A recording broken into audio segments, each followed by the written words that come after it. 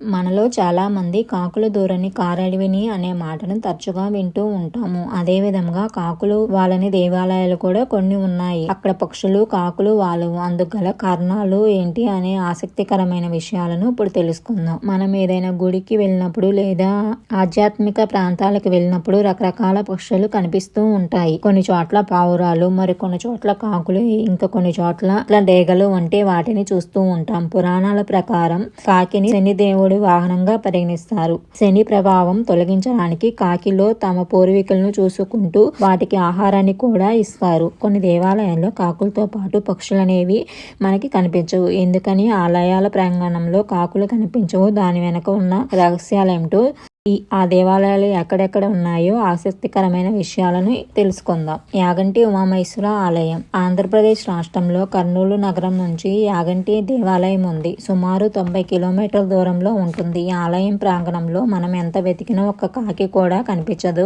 వినడానికి వింతగా ఉన్న ఇది వాస్తవం.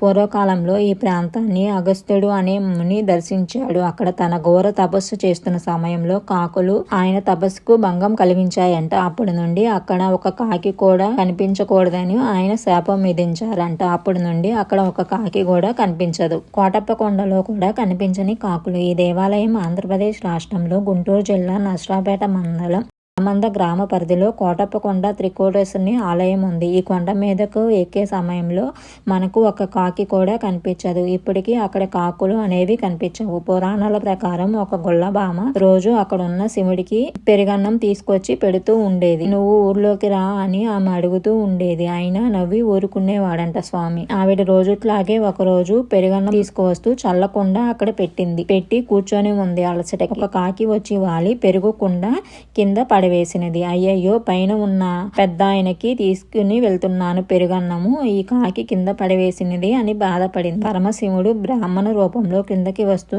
కనపడి నీకు వరం ఇస్తున్నాను, ఇక మీదట ఈ కొండ మీద కాకులు వాలవు అని. సో అందువల్ల మనకి అక్కడ ఒక కాకి కూడా కనిపించదు.